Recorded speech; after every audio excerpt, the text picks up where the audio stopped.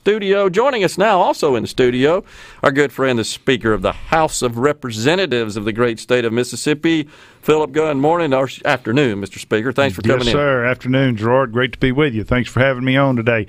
I think it's the first time I've been at the noon hour.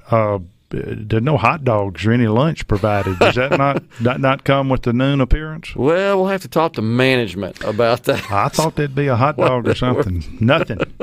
That's how you keep your trim figure in it. You do this every day during lunch. That's why you're so trim and good don't looking, eat. right? Just don't eat. Just don't eat. That's right. Of course, if the president has his way, I'll be enjoying a hot dog with my immediate family with a mask on outside on July 4th.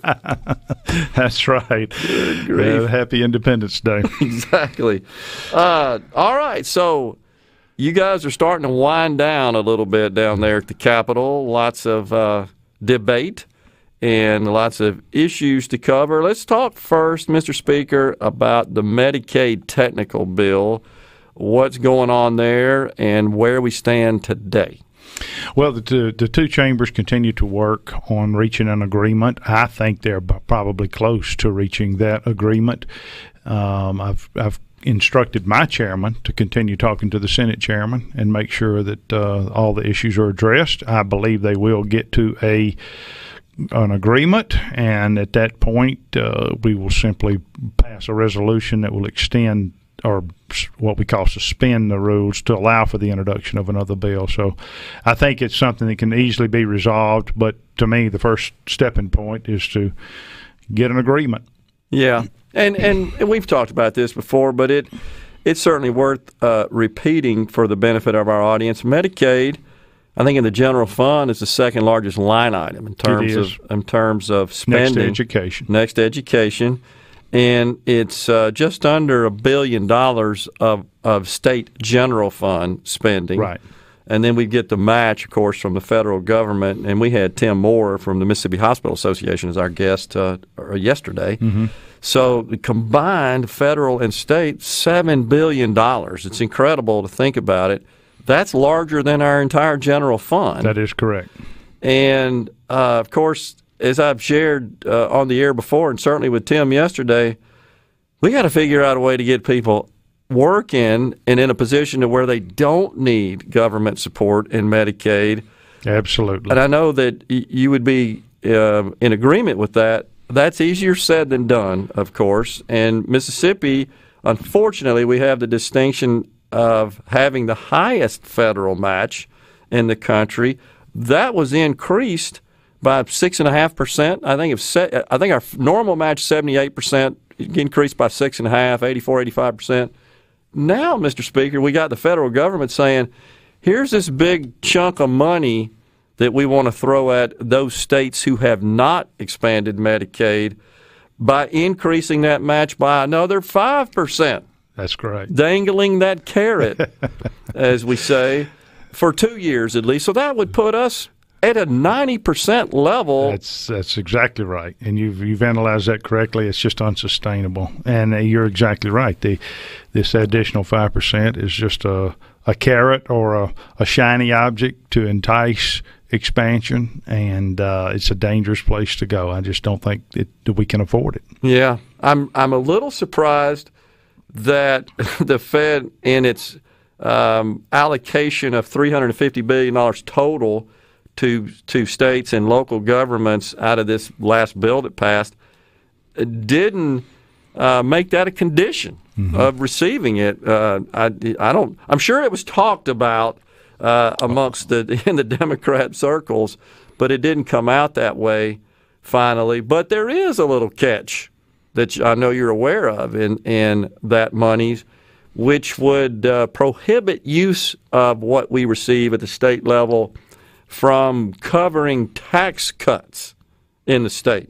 Correct. And they know that there are, I believe, 4 states, when I last read this, Mississippi being one, that are considering tax reductions at the state level, and they're out to prevent that and also make that a condition And that's just bad policy. Terrible. You're trying to entice states or punish states, if you will, for reducing the tax burden on the citizens. That's what they're designed to do. Now, the good news about our income tax plan is that we're filling our own budget hole. We're not having to use the plan that we brought forward and presented has mechanisms in there to fill our own budget hole. We're not dependent upon this federal money from filling any budget hole. So we can still proceed with our income tax cut.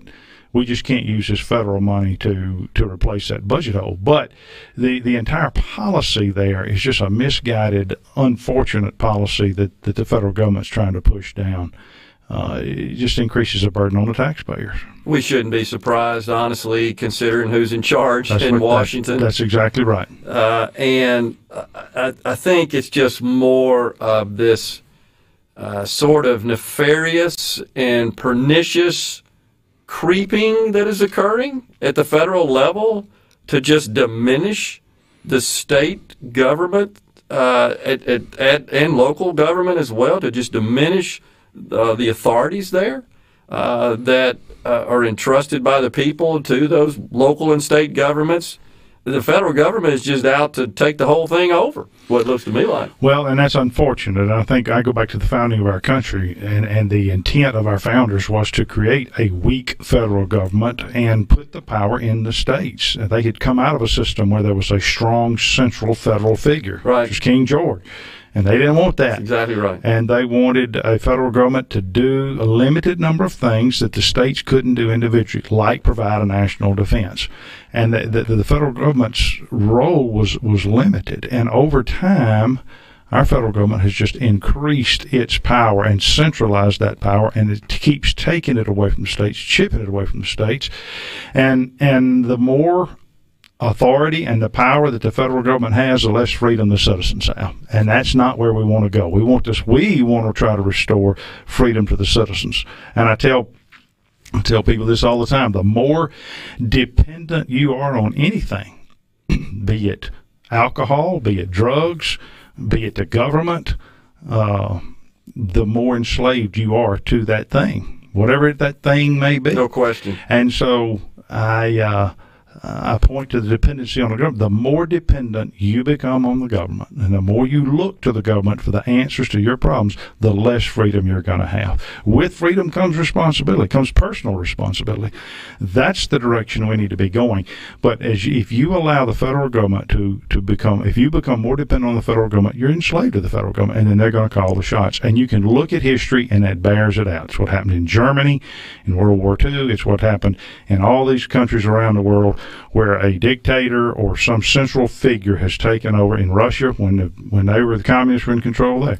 That's what's going to happen. You cannot go down that road. It's disturbing to witness it, frankly, and it's easy, as you know, once we have had this long period of individual freedom and less federal and government and central planning, and we've created the riches in this nation and the wealth in this nation and the strong, greatest quality of life on the planet. Well, it's easy then to just go start confiscating it after it's been created. Right. But if we had applied that approach through the decades, through the years, we'd have never gotten here. That seems to be forgotten. You're right. People have forgotten that, and a whole generation is now coming up that doesn't understand those lessons. It's terrible. All right, so the income tax bill, where does it stand right now? Well, the last couple of days I've been trying to work with the Senate to make sure the bill stays alive and moves along. It appears, unfortunately, that they don't share that view. We have other mechanisms we're trying to look at, other avenues we're trying to look at to keep that issue alive and keep that issue at the forefront of discussion. You've been a great champion for this bill that we present.